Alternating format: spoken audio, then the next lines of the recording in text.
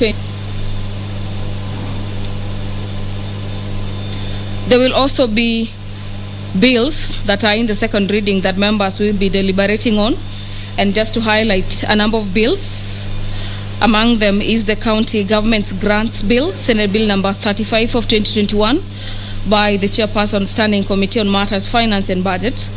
Another bill that members will be looking into is the Public-Private Partnership Bill, National Assembly Bill number 6 of 2021, and so is the County Hall of Fame Bill, Senate Bill number 9 of 2021 by Senator Kipchumba Murkomen. The Committee of the Whole will be considering a number of bills. Among the bills is the Mental Health Amendment Bill, as well as the Basic Education Bill, Senate Bill number 4 of 2021 by Senator Beatrice Komboka, and the Salaries and Remuneration Commission Bill. It is an amendment bill, Senate Bill number 31 of 2020 by the Chairperson Standing Committee on Matters Finance and Matters Budget. Pursuant to the standing orders and provisions of 41A, members of the Senate will be making statements before the House. This is in regards to a few aspects, and the Senator for Nandi County, that is Senator Samson Cherargei, will be seeking a statement. This is from the Standing Committee on Matters Tourism, Trade, Industrialization. This is in regards to the financial status of the Harambe Sacco. The business of the House is about to commence with the entry of the mace, and on your screens at the moment is Senator Professor Margaret Kamar making her way into the chamber. I'll now hand you over for the live broadcast. My name is Gladys Mungai. Enjoy your viewing. Good afternoon.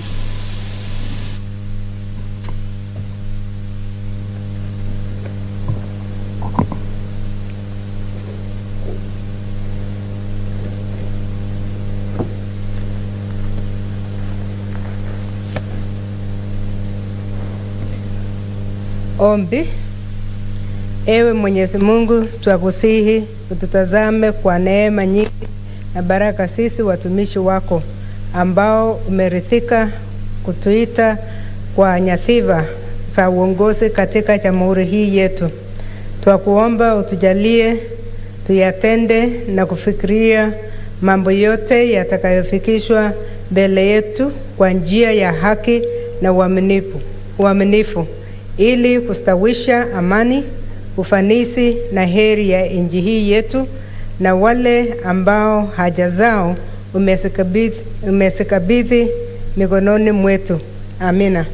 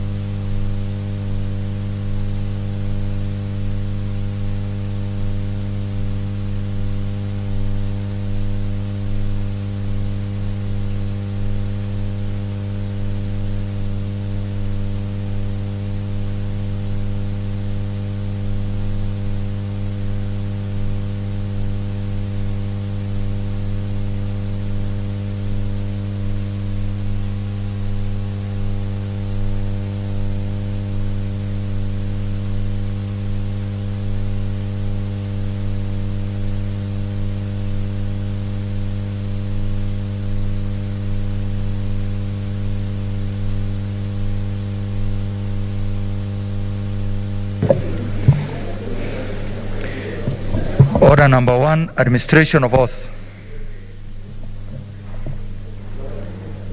Order number 2, communication from the chair.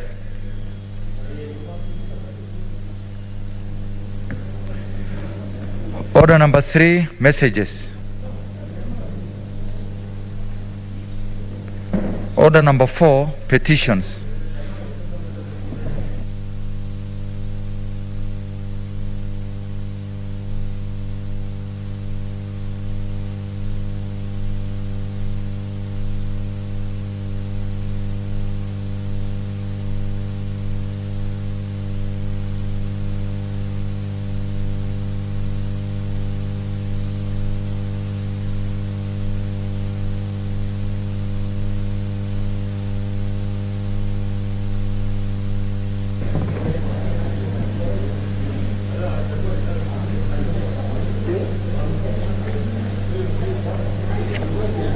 Honorable members, I have 2 petitions to present before you. The first petition to the Senate is by Linda Munyao and other members of the Environment Institute of Kenya, EIK, regarding the introduction of to the Senate of the proposed Environment Institute of Kenya bill.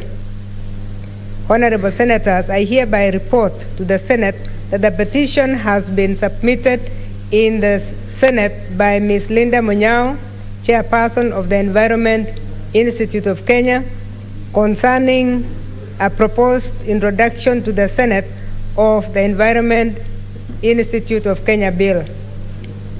As you are aware, under Article 1191 of the Constitution, and I quote, every person has a right to petition Parliament to consider any matter within its authority, including enacting, amending, and repealing any legislation.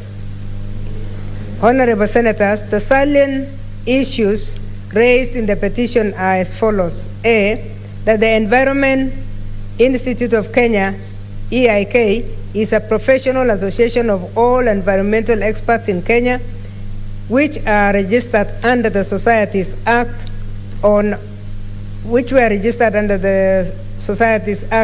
4th August 2014. The objective of the Institute is to maintain, promote, and improve standards in the conduct of environmental impact assessment, audit, strategic environmental assessment, social impact assessment, and other relevant tools in the environment management. Further, the Institute promotes knowledge and capacity building in environmental management and sustainable development in the public and private sector through research and knowledge dissemination. B, that in furtherance of the aforementioned objectives, the Environment Institute of Kenya has collaborated with the National Environmental Management Authority, NEMA, to review various policies, regulations, and laws relating to environmental management with a view to bring sanity and order in the sector as well as sustainability. Senator, please come in.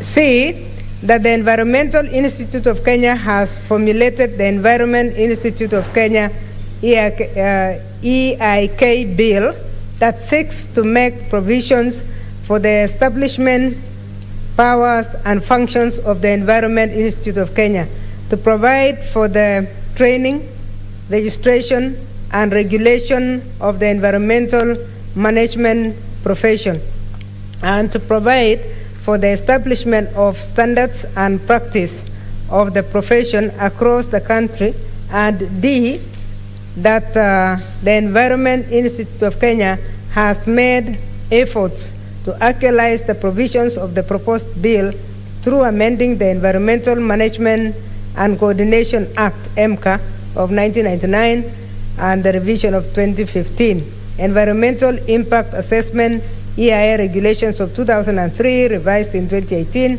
and currently Environmental Management and Coordination Act, EMCA, of 2015-2020.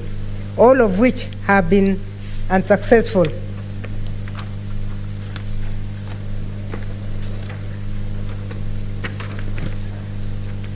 Four, the petitioner therefore prays that the Senate intervene in this matter and introduces the bill in the Senate for consideration, approval, and enactment into law by Parliament. 5, Honorable Senators, pursuant to Standing Order 231, I shall now allow comments, observations, or clarifications in relation to the petition for not more than 30 minutes. Senator Inima Ketrus Musuruve.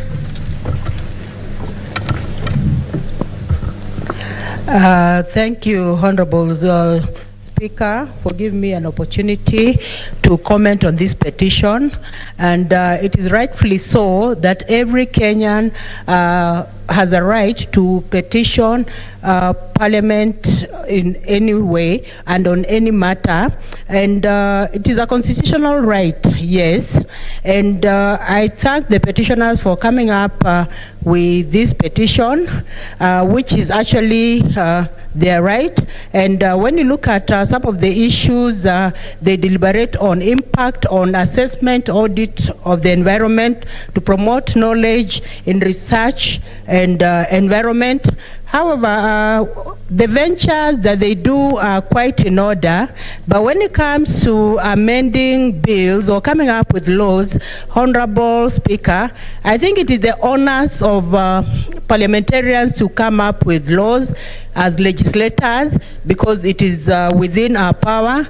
And my thinking is that there's a procedure in which laws are actually made. Laws are made in this House, and there's a way in which we come up with bills.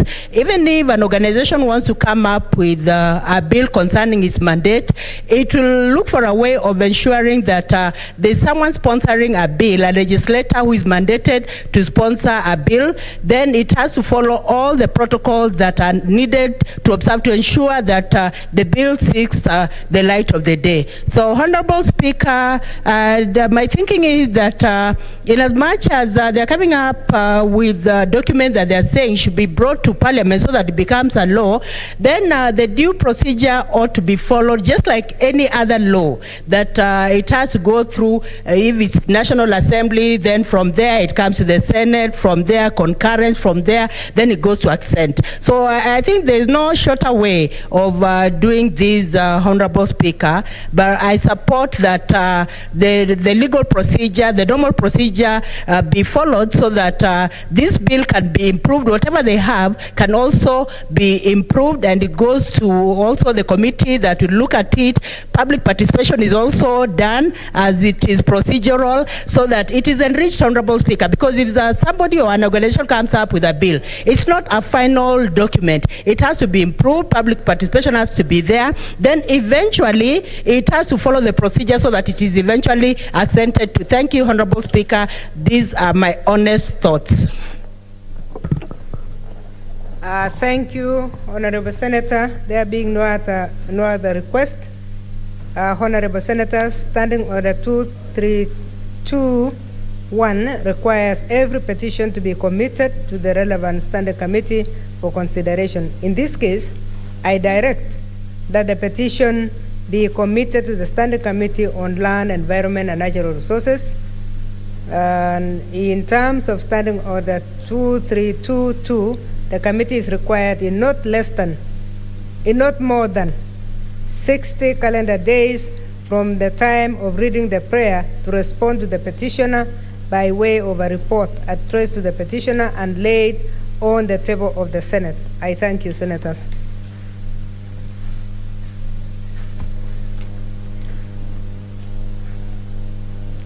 Honorable Senators, the second petition to the Senate is by Mr. Taratisio Ireri Kawe concerning the Inua Jamii program. Honorable Senators, I hereby report to the Senate that the petition has been submitted to the Senate by Mr. Taratisio Ireri Kawe concerning the Inua Jamii program. As you are aware, under Article 1191 of the Constitution, and I quote, "Every person has a right to petition Parliament to consider any matter within its authority, including enacting, amending, or repealing any legislation." Honorable Senators, the salient issues raised in this petition are as follows. A, that the Inua Jamii program is the government of Kenya's flagship national safety net program, NSNP, whose objectives are to uplift the lives of the poor and vulnerable citizens through regular and reliable bi-monthly cash transfers. The program includes the cash transfer for orphans and vulnerable children, older persons cash transfer, that is OPCT, persons with severe disabilities cash transfer, PWSD-CT, and the Hunger Safety Net Program, SNNP. That the petitioner, having interacted with members from within his local community, has had and handled complaints on their behalf regarding cases of mismanagement and irregular disbursement of funds for the program. That there are many elderly persons who had previously considered, previously registered for the Inua Jamii program. However, they have not benefited from the program. Further, that there are older persons who have previously been enlisted for the Inua Jamii program and were advised by the government to register with the NHIF in order for the government to start monthly contribution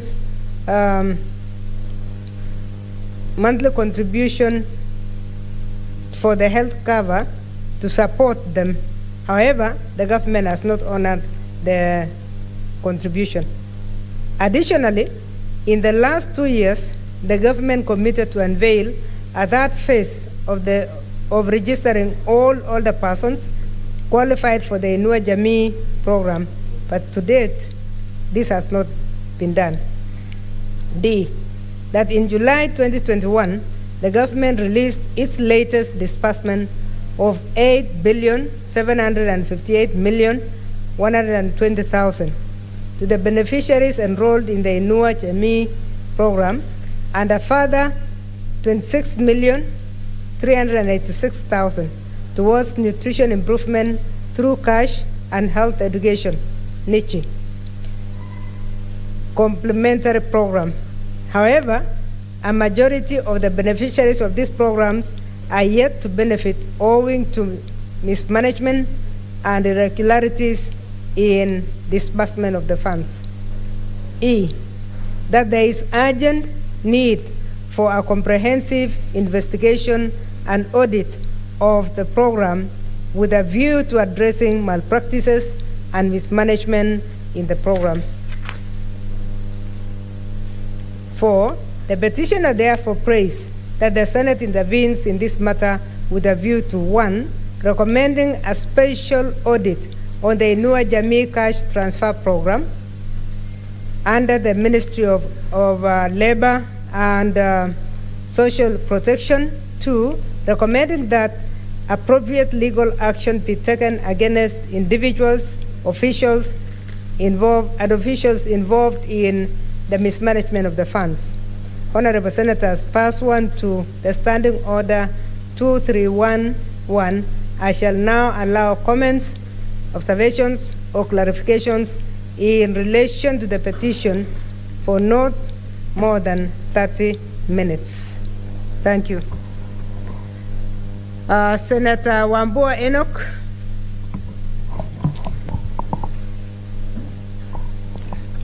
Thank you, Madam Speaker, for this opportunity. Madam Speaker, I want to take this opportunity to congratulate the petitioner for bringing up this matter. Madam Speaker, in and of itself, the Inua Jamii program is a good program. A good program targeting cash transfers to the elderly, to orphans, and to persons living with disabilities. But Madam Speaker, I have one small problem with the program in terms of the structure. One, somebody needs to explain, and the committee to which the petitioner will be given, we need to find out why initially, because this cash transfer was being processed through the Postal Corporation of Kenya, and then it moved to Kenya Commercial Bank branches. There will be need to understand what the rationale for that was, because there are more Postal Corporation offices in the rural settings than there are Kenya Commercial Bank branches in the rural settings where a lot of these people are. The second thing that the committee should actually look into, Madam Speaker, is the management of the list of beneficiaries. This has been a very serious issue where there are new persons qualifying to be enlisted, and there are also people that through natural attrition exit the list. But those lists are never updated.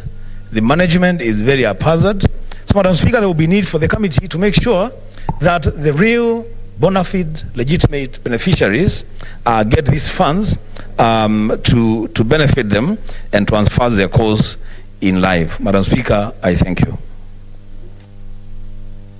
Thank you, Senator. Senator Wetangula Moses Masika.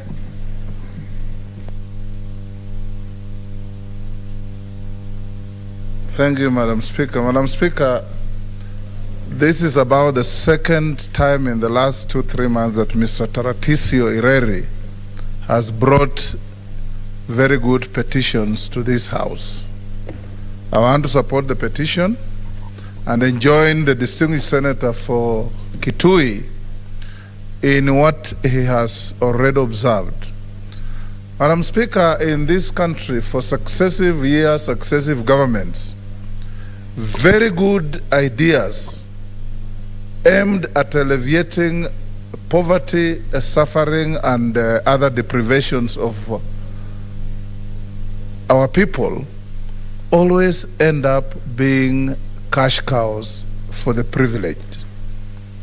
Madam Speaker, in a structure where we have Manyumba Kumi designed by the government, where in every corner of the country there is an organization of 10 households, it shouldn't be too difficult, one, to identify the legitimate possible beneficiaries of Inua Jamii disbursements, and two, to avoid a process where, in fact, most of the money ends up being paid to ghosts.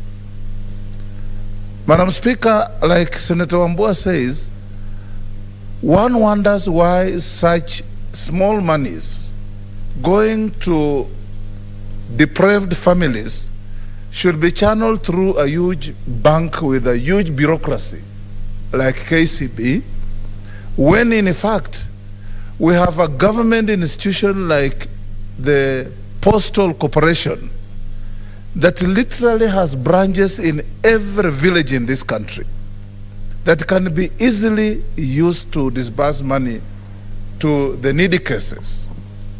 Two, Madam Speaker, even where the money is being disbursed, there have been incidents where we are told money is being disbursed through M-Pesa platform. Nobody tells the country whether the recipients in fact have telephones, mobile phones, and are registered M-Pesa users. Thirdly, Madam Speaker, like Senator Wambua rightly says, natural attrition sets in. There is never an update of those exiting the list because of these natural attritions of deaths and so on. That is how you end up with ghosts receiving money. 8+ billion Kenya shillings is not little money. But Madam Speaker, when you go to the villages, and I'm sure this applies in all villages in Bomet, in Nandi, in Samburu, everywhere, there are more and more deprived people, people in need, people going to their leaders looking for small monies, who should be on this scheme. We want the Committee of Labor, I believe that's the committee that will look at this, Madam Speaker, to push the Auditor General, who either by her office or under the law she can hire an independent audit firm to carry out a forensic audit from the time this program was started to date. Because we have so much money in this country, Madam Speaker, and we want to urge the government. Unfortunately, the leadership of the government in this house is not here. We have money in all manner of situations.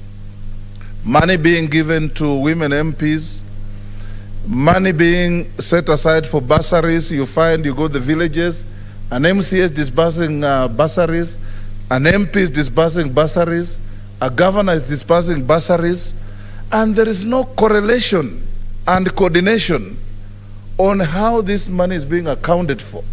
So these Inua Jamii funds, you'll add on money being given to agricultural subsidies and many, many other things, universal health care, and yet people are suffering even more.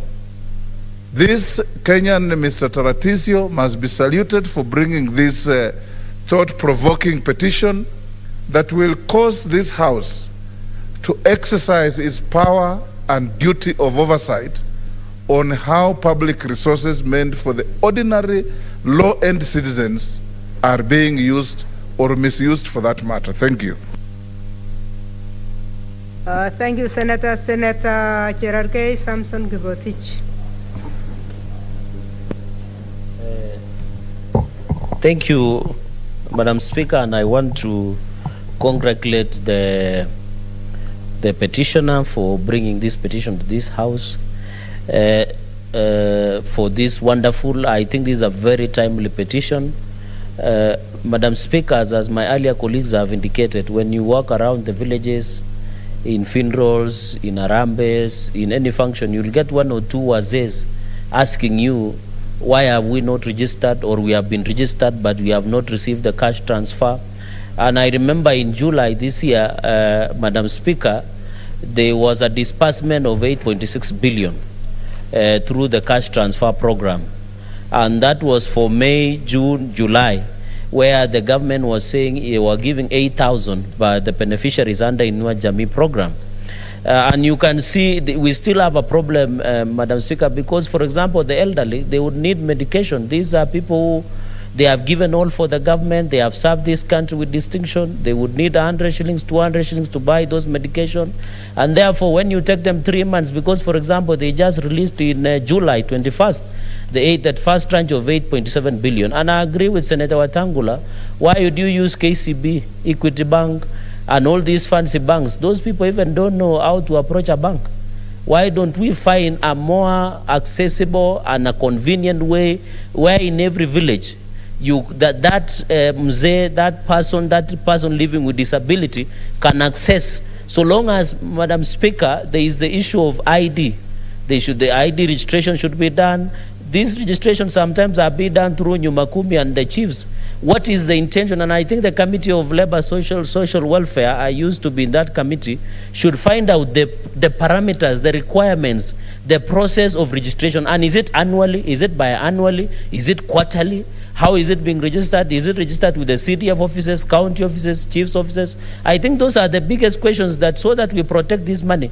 Because in Kenya, Madam Speaker, and everybody is aware here, there are many people who may be earning from this Inua Jamii, and yet they are very wealthy. So, and who is qualified? Because sometimes somebody who is maybe a retired civil servant and they still earn pension, are they supposed to be registered with this? Those are things that our people in the village are yet to understand, Madam Speaker. And I think this is very important, and we need the efficiency in terms of managing this fund.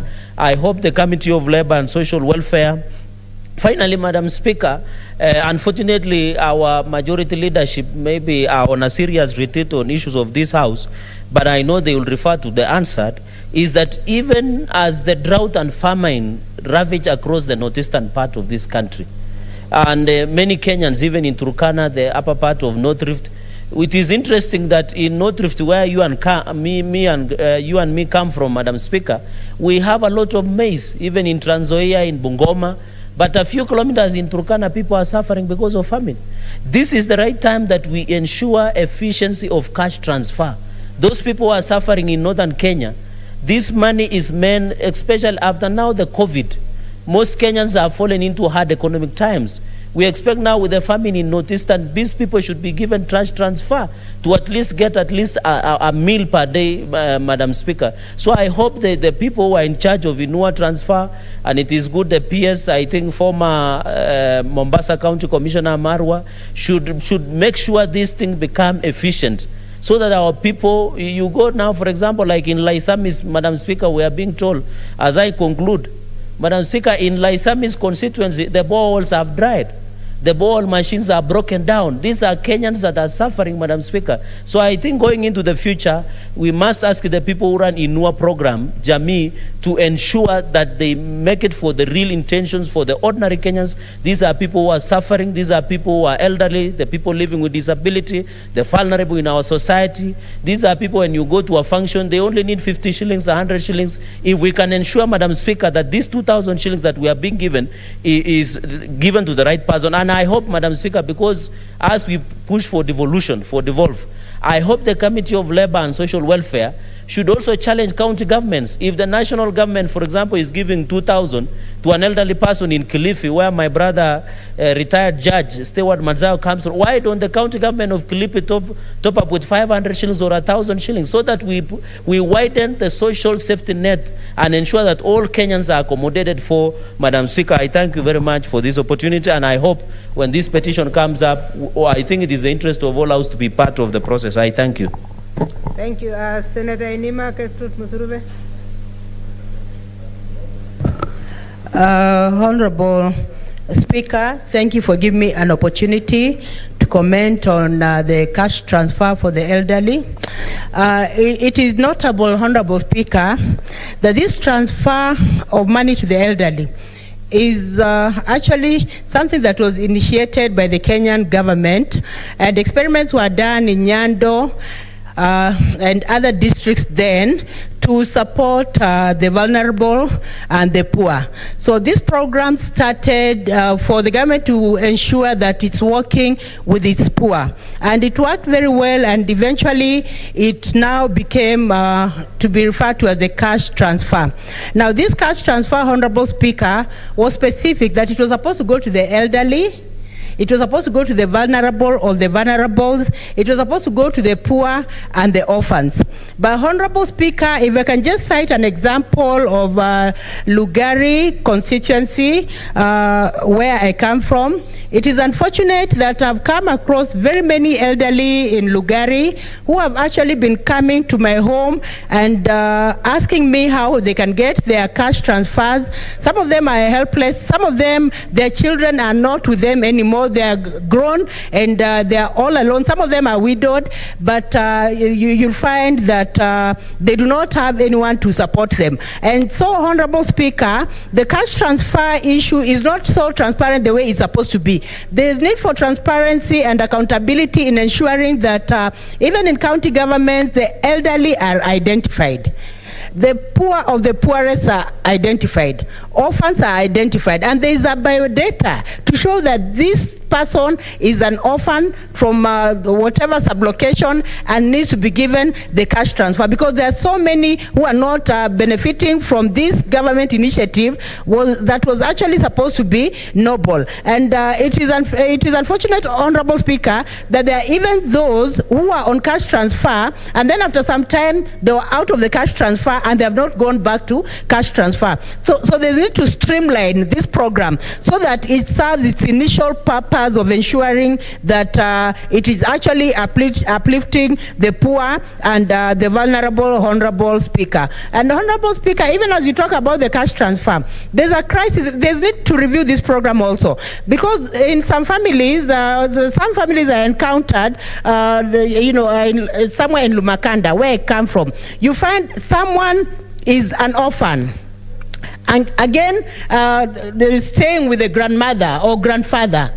So you find that there are two people who need to be helped, the orphan and then there's the elderly. But this cash transfer goes just to one family. So if it is one family, it is not sufficient enough, Honorable Speaker. I think the cash transfer should be reviewed so that it is specific to individuals.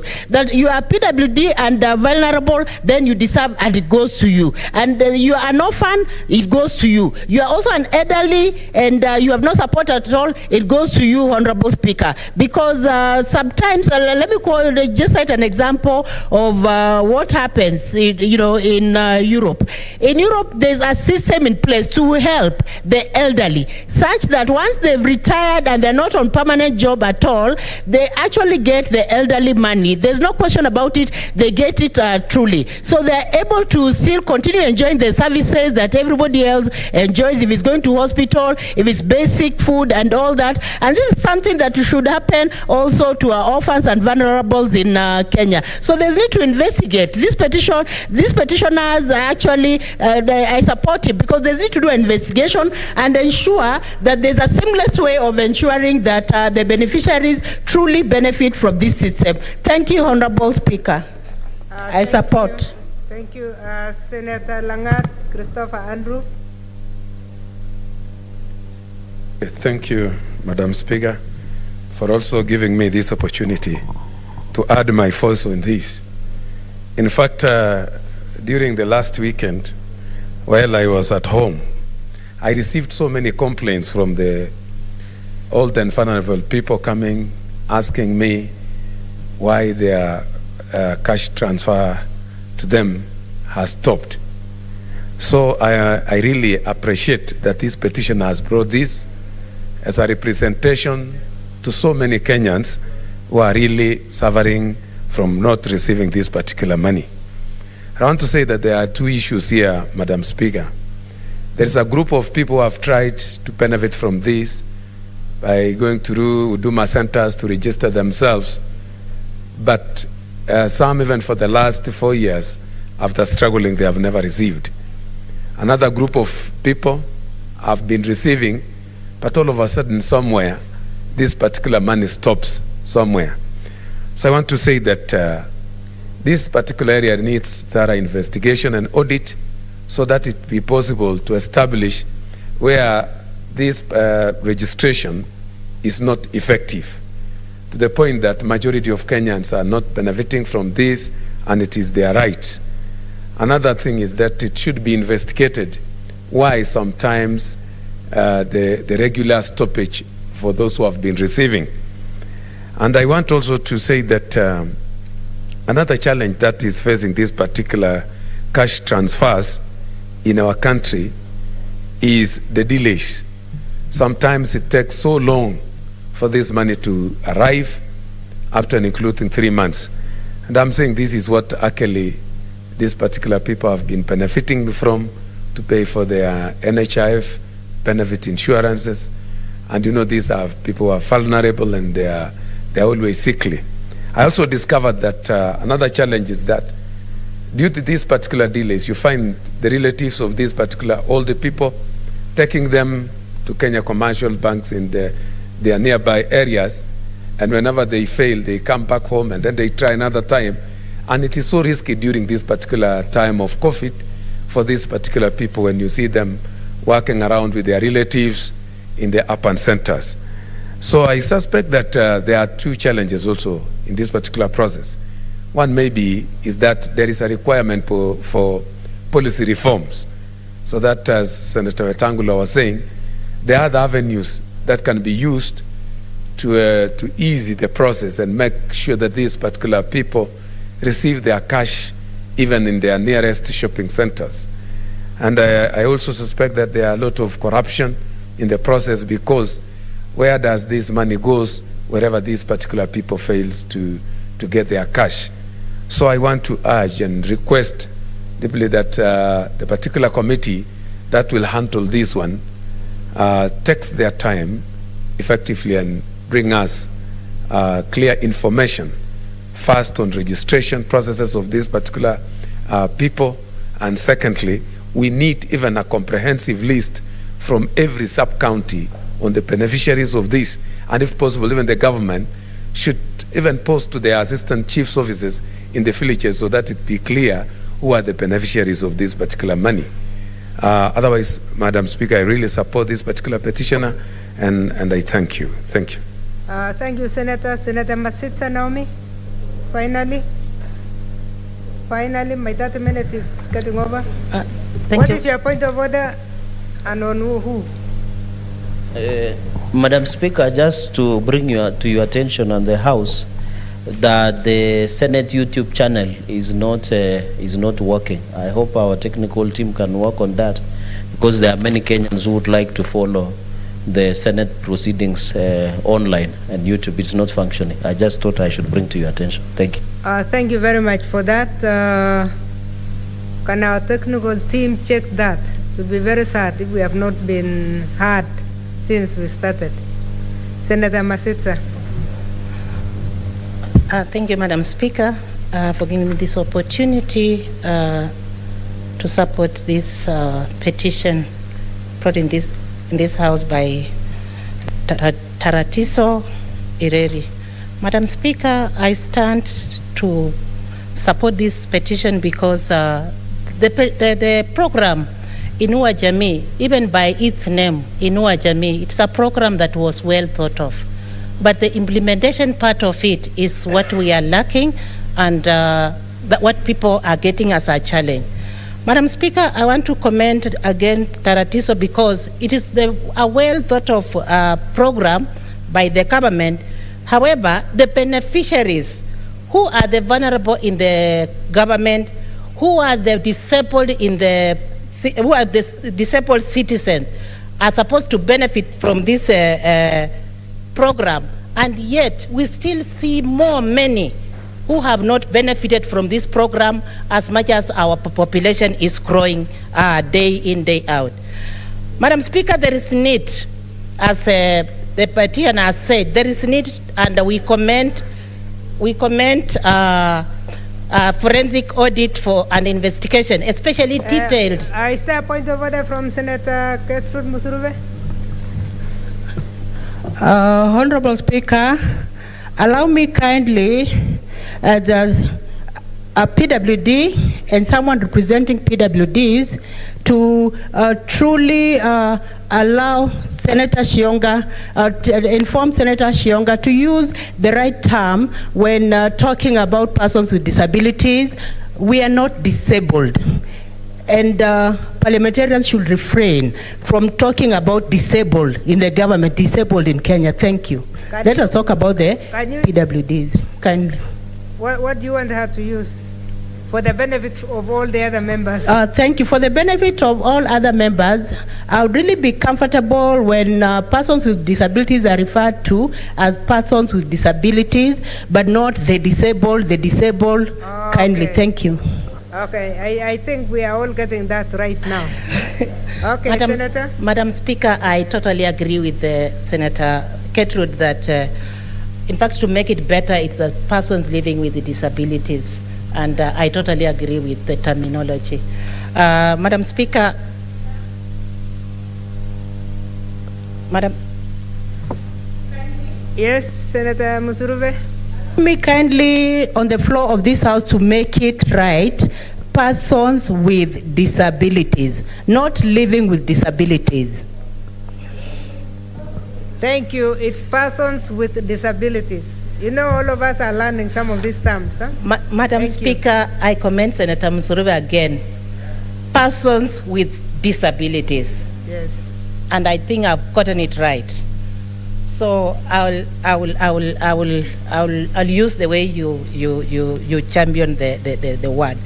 Madam Speaker, I was saying that we need better and qualified investigations, especially when it comes to systems of dealing with these funds, because these are the monies, or these are the funds that are supposed to be utilized by that very person who is unable to acquire the minimal needs within the family.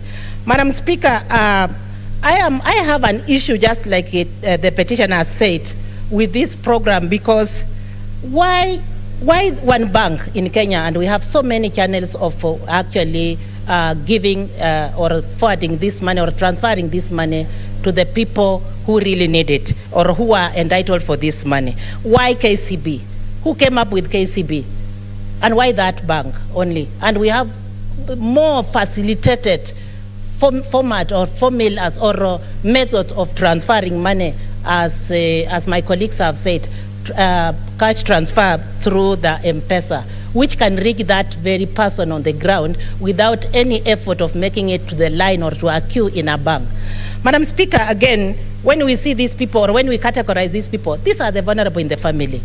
And as I've already said or mentioned, that these people, those are the people who really need this money, but they are the ones who really do not have that comfortable way, or they have those challenges. They face those challenges of even accessing or even getting the pass fare to go to the bank and collect this money.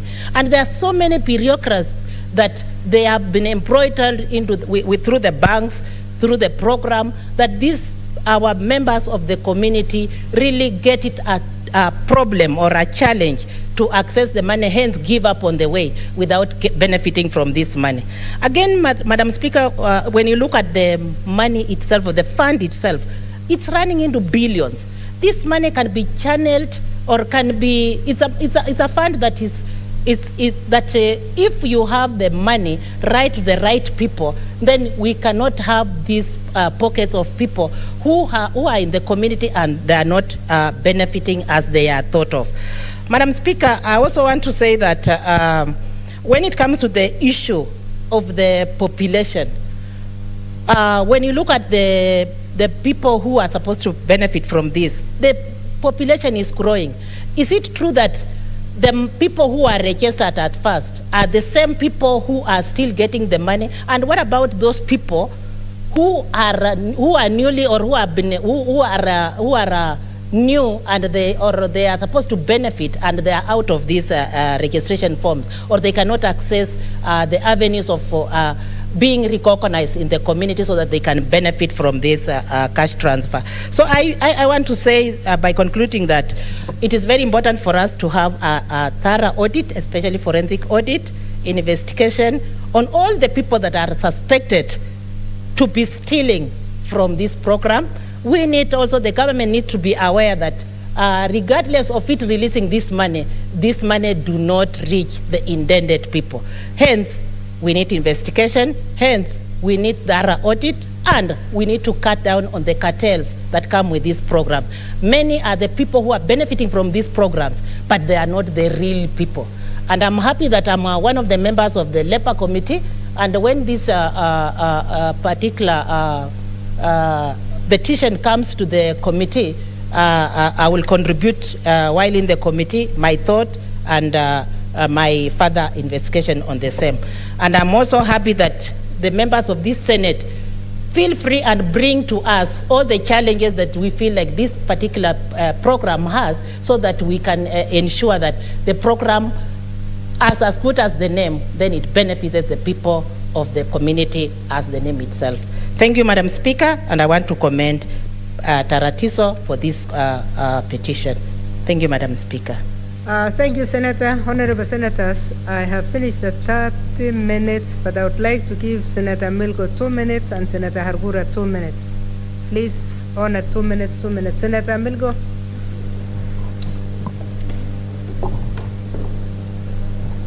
Thank you, Madam Speaker, for this chance to also contribute to this particular petition. And I want to say that HME Fund was actually a kitty coined to assist the very needy in society. Madam Speaker, so much money has gone out. However, just like the Women Enterprise Fund, the Youth Fund, this fund has actually suffered the fact that there is no clear audit. Nobody has followed up to ensure that the very needy people actually benefit from these funds, or it is being diverted elsewhere. And furthermore, even accessing these funds through the banks is a nightmare. When we talk about people who are very needy, most of them have never even gone to school, or even if they went to school, they cannot be able to access the banks, Madam Speaker, And there are very many other ways through which these funds could be wired, like through M-Pesa or PesaPub to the actual beneficiaries. And in this case, these particular funds have just been wasted year in, year out. Just like I think the other time we were complaining about the youth fund, the Women Enterprise Fund. I think all these monies should actually be taken together, put together, sent to the county governments who are actually located at the counties where these particular people are, and they can easily even use the administrative officers to identify the needy cases and ascertain that this amount of money has reached the people. Otherwise, this petition is coming to our committee, and we are going to have more input, but we challenge the people concerned to ensure that they use a better method of wiring, they provide data or know the beneficiaries, and ensure that they bring everyone on board. Thank you. Thank you, Senator. Senator Hargura Godana, 2 minutes. Thank you, Madam Speaker. Madam Speaker, I'd like to support this petition because this is a noble idea. These are funds which are supposed to assist our vulnerable members of the society. But as it has already been said, there's a problem with the way the fund is being disbursed, starting from even the targeting. The issue of who actually identifies these vulnerable persons in the community, in terms of the elderly, persons with disability, orphans, who actually identifies is also a big issue. People who are deserving left out because of whoever is doing the identification. So there must be a very clear way of doing that identification. But even once identified, according to even what the petitioner has raised, the mode of disbursement. Madam Speaker, using Kenya Commercial Bank in my county, there are only 2 branches, in Marsabit and in Moyale. And we have centers as far as 500, 600 kilometers from those branches. Like somebody in Ileret who has been identified to benefit has to travel those kilometers to come and get that money. It doesn't even cover his transport or her transport to that place. So with the kind of advancements we have in technology, Kenyans are having taken up the usage of the mobile money transfer. Why is it that it's not being used? And that is the easiest way to reach every Kenyan. Nowadays, the network coverage, even those remote areas, is almost 100%. There's no center you'll get, no village you'll go, and there's no network coverage. In most of them now, it's covered. With that kind of investment, and we are still insisting the most vulnerable members of this community to still travel kilometers to go and collect the monies they are given, doesn't assist in any way. In fact, it even creates more problems to that individual than assisting, because with that money they will have, if they get it directly, they will improve their livelihoods, but now they'll incur more cost, more troubles to go and even access that money.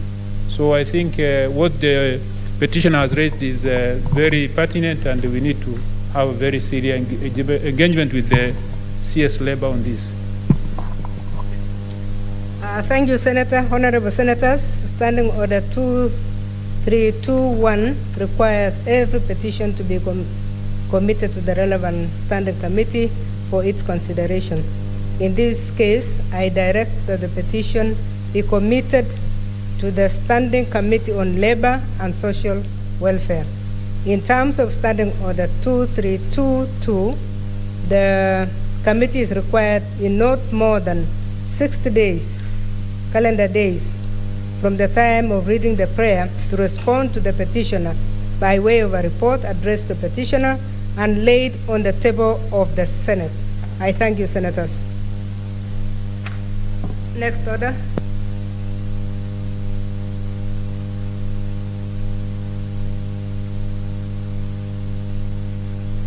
Chair Finance.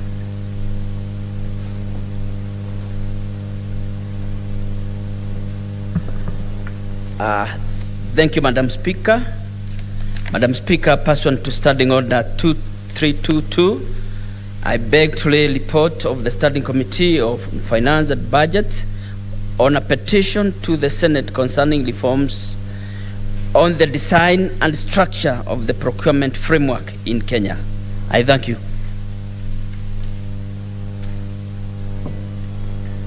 Thank you, Chair of Finance. Next order.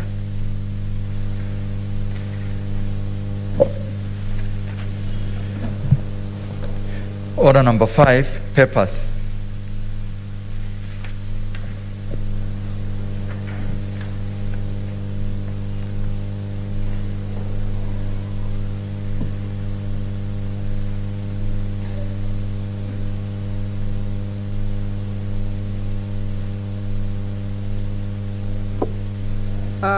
Senator Gibiru, you are a member of SPC. Most of the papers are under SPC.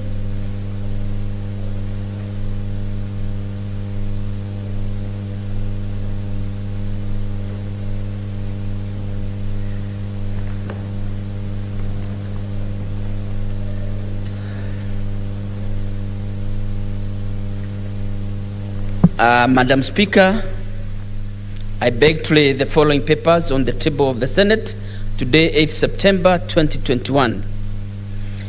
Number 1, the Kenya Evaluation Guidelines for the National Integrated Monitoring and Evaluation System. Report of the Auditor General on the financial statement of Roadway Water and Sanitation Company Limited for the year ended 30th June 2019. Number 3, report of the Auditor General of the financial statement of Kakamega Water and Sewerage Services Company Limited for the year ended 30th June 2019. Number 4, report of the Auditor General on the financial statement of Gagaka Water and Sanitation Company Limited for the year ended 30th June 2019.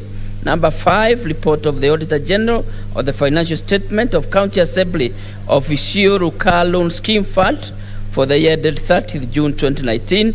Number 6, report of the Auditor General on the financial statement of Imetha Water and Sanitation Company Limited for the year ended 30th June 2019. Number 7, report of the Auditor General of the financial statement of Kwale County Trade Revolving Fund for the year ended 30th June 2019.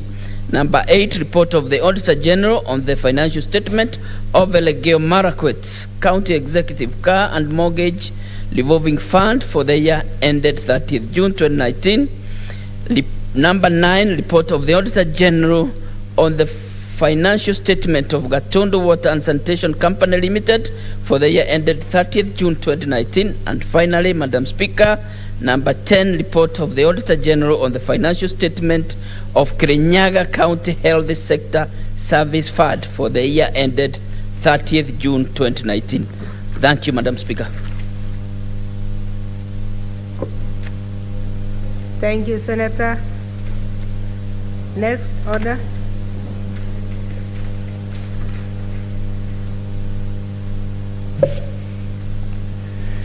Order number 6, notice of motion.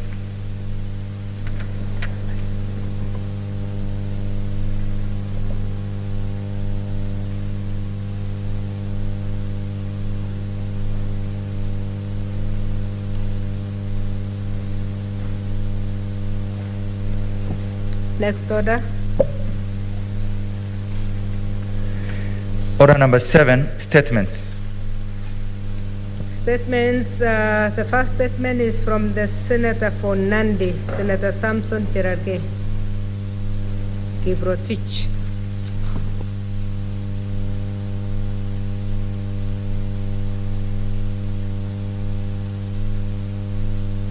The mic?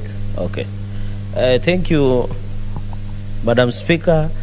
I rise pursuant to Standing Order 48-1 to seek a statement from the Standing Committee on Tourism, Trade and Industrialization regarding the financial status of Harambee Sacco. In the statement, the committee should 1, state the current financial statements status of Harambee Sacco and whether it is in compliance with the Sacco Society's Regulatory Authority or SARSA requirements, including liquidity ratio and liabilities. Number 2, explain whether the lending operations of the SACCO have been in a way impacted by the SACCO's 1.34 billion payoff to over 5,000 members who have exited in the last few years. Number 3, Madam Speaker, clarify where the SACCO is in a position to meet its financial obligations in view of the recent exit of a considerable number of its members. And finally, Madam Speaker, because it follows in this looks like in the footsteps of the one you took us to was engaged on the Moi University Pension Scheme, describe the impact of the SACCO's investment in fixed assets on its liquidity and whether the investments were in compliance to the law. I thank you, Madam Speaker. Thank you, Senator. The next statement is by Senator Millicent Omanga. I don't see Senator Omanga. Oh yes, there is somebody. She is delegated to Senator Naomi. She has requested that we do it tomorrow, please. Okay, thank you. So we defer statements number 2 and number 3 because they're both under Senator Millicent Omanga. The fourth statement is by Senator Architect Sylvia Kasanga.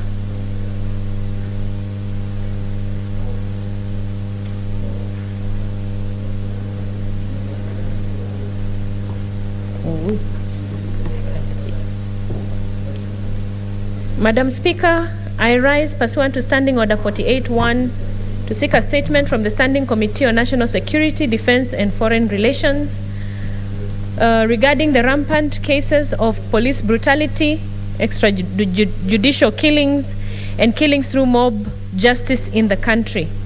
In the statement, the committee should address the following: explain the steps being taken by the Ministry of Interior and coordination of national government to curb the rampant cases of police brutality and extrajudicial killings of citizens by police officers in the country. 2, state the steps taken by the ministry, if any, to address killings of suspects by members of the public through mob justice. And 3, outline measures the ministry is taking to ensure that the county policing authority and community policing structures established in line with sections 41(9) and 126 of the National Police Service Act are fully operational and are meeting their objectives. Thank you, Madam Speaker.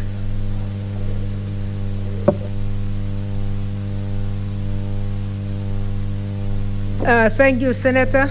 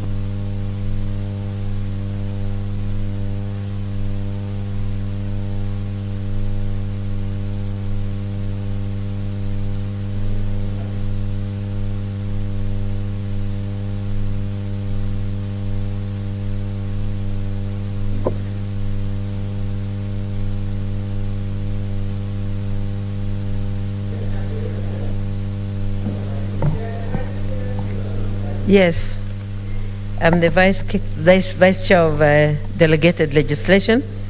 Madam Speaker,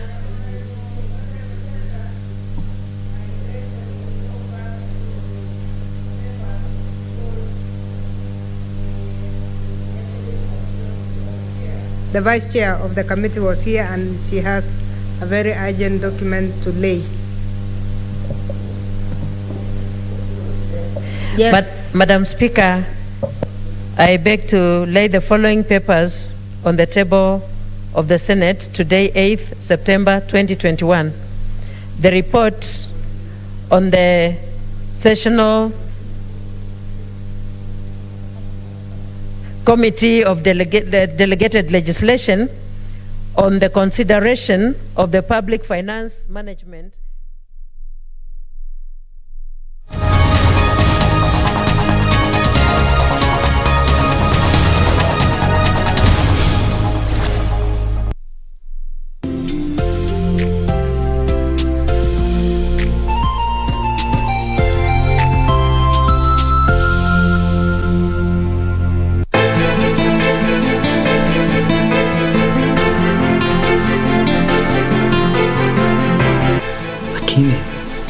anajua, ama akijua itakuwa.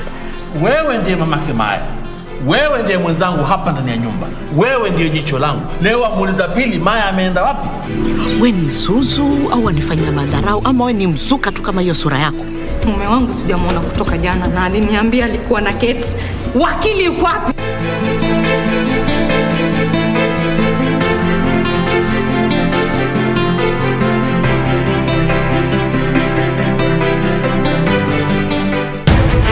Someone is stealing from us. And their unfulfilled love. You're going to be my next victim. The Amazons.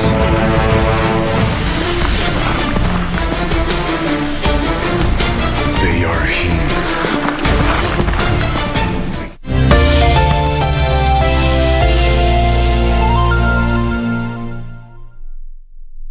By 2022, we must accept that rain-fed agriculture, and indeed some of the policies that we ourselves have driven as government, will not provide sufficient food for our country now and into the future. This year's summit is a defining moment to reflect, take stock, and we look towards recovery and building resilient food systems. Food is a critical link required to tackle some of the world's major crises, including hunger, poverty, and climate change. But we must act quickly, guided by research and data on what works and what doesn't. The NGRF Summit will provide a platform for governments and communities, including youth, women, civil society, and other stakeholders around the world to discuss their food systems and identify ways to strengthen such systems. The NGRF 2021 Summit will 1. Articulate an African vision on inclusive agricultural transformation. 2. Reflect